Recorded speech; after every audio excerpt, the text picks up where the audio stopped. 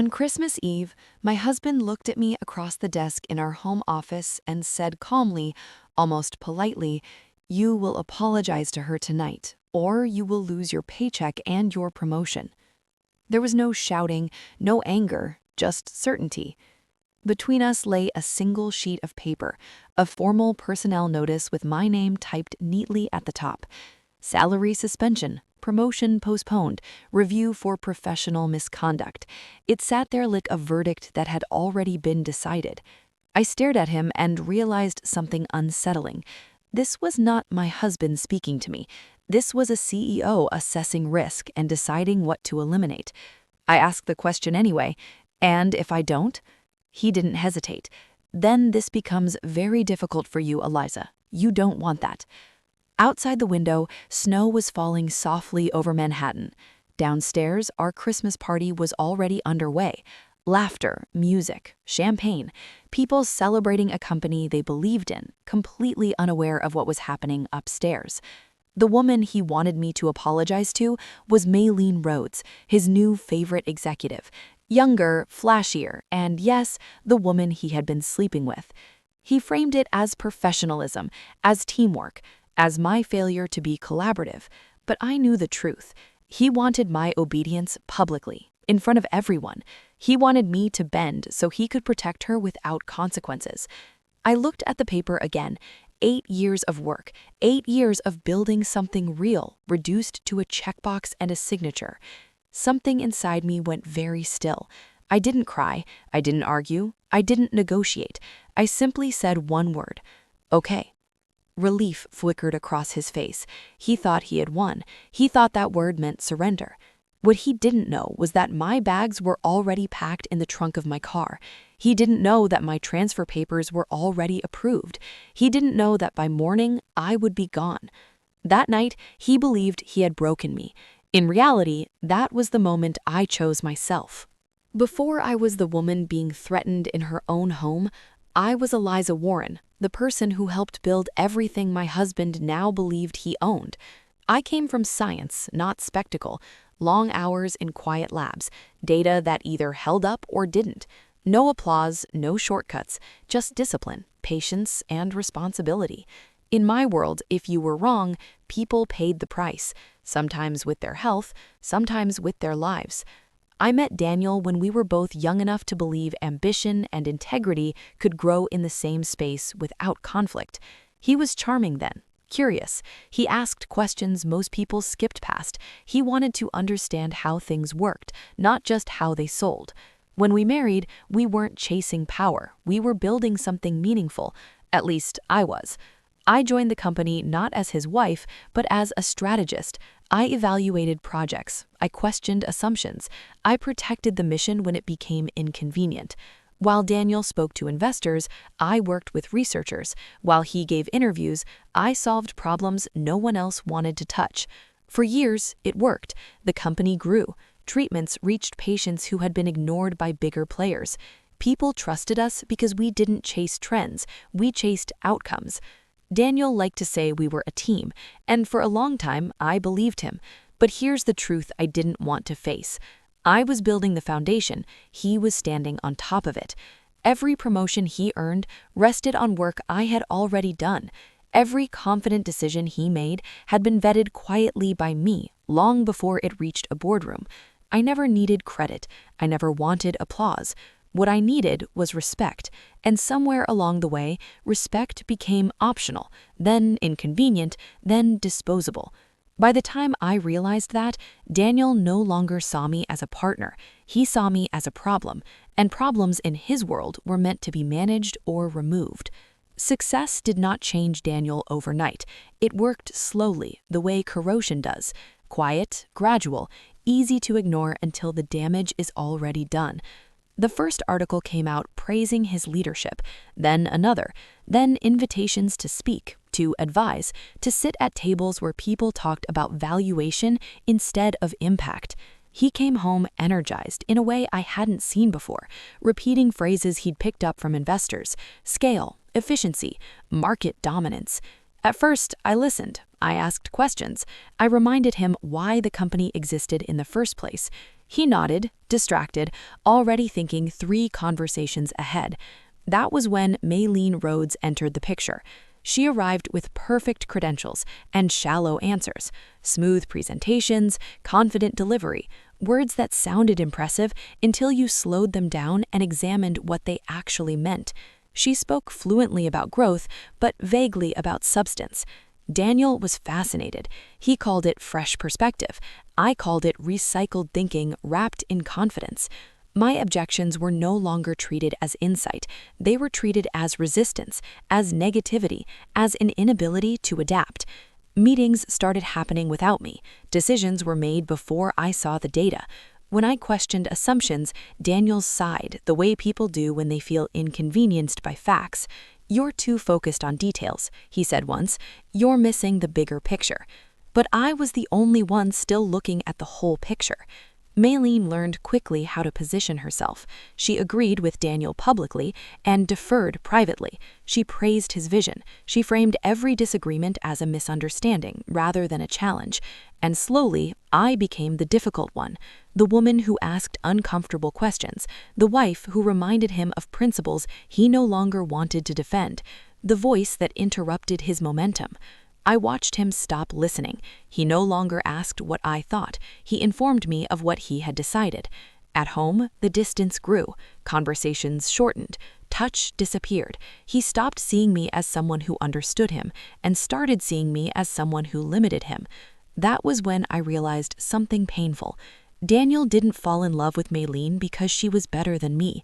He fell in love with her because she made him feel bigger without making him accountable. And in his new world, accountability was the last thing he wanted. 4 months before that Christmas Eve, I came home early from a conference. I had planned to surprise Daniel. I stopped at the grocery store, bought ingredients for a dinner we used to make together, back when we still shared the same rhythm. I remember thinking that maybe things could still be fixed, that maybe I had been imagining the distance. I opened the door quietly, and then I heard her voice. Not vague, not ambiguous, clear, confident, the sound of someone who believed she belonged there. I stood still in the hallway and let my mind do what it had always done best: observe, register facts without emotion. Her shoes by the door, a glass on the table with a lipstick mark I did not own, her jacket thrown carelessly over a chair. I did not walk into the bedroom. I did not confront them. I did not cry on the floor or scream or demand explanations that would only insult my intelligence. I turned around and walked back out. I drove to a hotel and sat in the bathroom for a long time, not sobbing, just breathing, letting the truth settle without resistance. In my profession, when a compound shows toxicity, you do not waste years trying to justify it. You do not negotiate with reality. You stop the trial. That night, I stopped believing in my marriage, but I did not end it loudly. I did not give Daniel the satisfaction of drama or tears or rage. I ended it the way I ended everything that could harm me, quietly, carefully, with preparation, because I understood something then that many people never do. The moment you confront someone who has already betrayed you, you give them time to prepare their defense, and I had no intention of warning him. I did not ask Daniel for explanations. I did not demand honesty from someone who had already proven he was comfortable with deception. Instead, I did what I had always done when facing a complex problem. I gathered information. I documented everything. Decisions that did not align with company values, expenses that were explained poorly or not at all, proposals that looked impressive on the surface but collapsed under scrutiny. Not for revenge, for protection. When power shifts, truth becomes dangerous to the wrong people. At the same time, I began building something separate. Months earlier, Daniel's father, Richard Warren, had mentioned expanding operations overseas, a European research hub, London, partnerships with institutions that still cared about substance over spectacle. At the time, it had sounded like a future idea. Now, it became my lifeline. Richard had always seen the company differently than his son. Where Daniel saw growth charts, Richard saw patience. Where Daniel chased attention, Richard valued continuity. He noticed the shift long before I said a word. "You still remember why this company exists," he told me one evening, his voice heavy with disappointment that was not directed at me. I began working nights, quiet calls, careful introductions, conversations about science, not politics. I demonstrated value without announcing my intentions. I built trust where it still mattered. Daniel did not notice. He was busy, busy with appearances, busy with Maylene, busy believing he had already won. By the time he decided to turn corporate policy into a weapon against me, I had already created options he did not know about. I had learned something crucial. People who rely on control assume no one else is planning. They mistake silence for compliance, calm for weakness, stillness for fear. They never imagined that the person standing quietly in front of them has already moved 3 steps ahead. By the time Daniel threatened my career, my future no longer depended on him. He just didn't know it yet. The board meeting happened the day before Christmas Eve. Maylene stood at the front of the room, confident and polished, clicking through slides filled with bold arrows and ambitious projections. Her proposal was simple in theory and dangerous in practice. Redirect funding away from complex research and toward products that promised faster returns and louder headlines. She called it evolution. She called it modernization. I called it abandonment. When it was my turn to speak, I did not raise my voice. I did not attack her personally. I did not question her motives. I did what I had always done. I presented data. I explained what would happen if we shifted resources the way she proposed, which research teams would leave, which partnerships would dissolve, which patients would be forgotten because their conditions were no longer profitable enough to matter. I spoke slowly, clearly, with evidence she could not refute. The room went quiet. Richard Warren removed his glasses and looked at the board, not at his son. He thanked me. Then he tabled Merlene's proposal indefinitely. The decision was unanimous. Merlene's smile froze. She looked to Daniel, waiting for him to intervene. He said nothing. That silence told me everything. Later that night, Daniel accused me of humiliating her, of undermining leadership, of embarrassing him in front of his father. That was when I understood the real offense. I had not challenged bad strategy. I had exposed the wrong person. By defending the company's mission, I had threatened the fragile balance Daniel was trying to protect. Not the business, his relationship. The next evening, on Christmas Eve, he called me into the office and slid the personnel notice across the desk. "Apologize," he said, "or lose everything."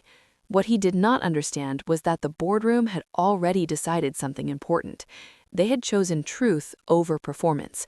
And once that happens, power begins to shift in ways no ultimatum can stop.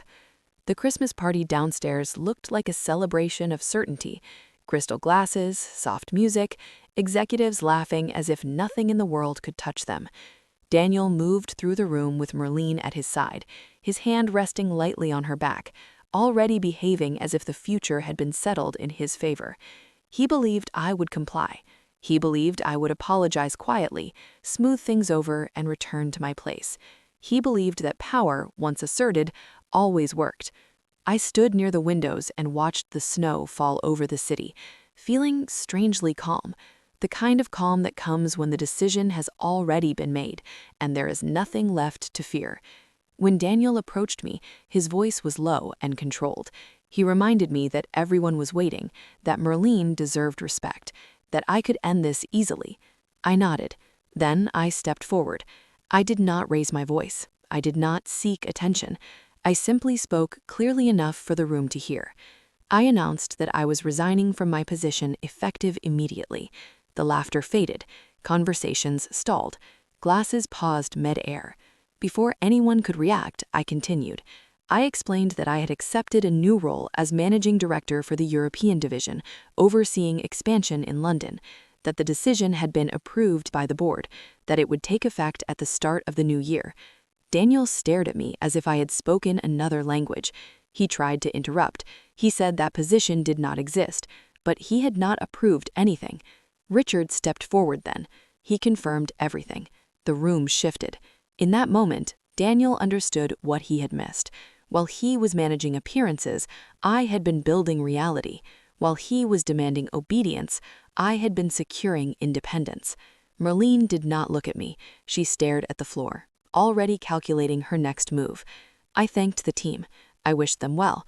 I offered a brief transition plan that I had already prepared. Then I walked away.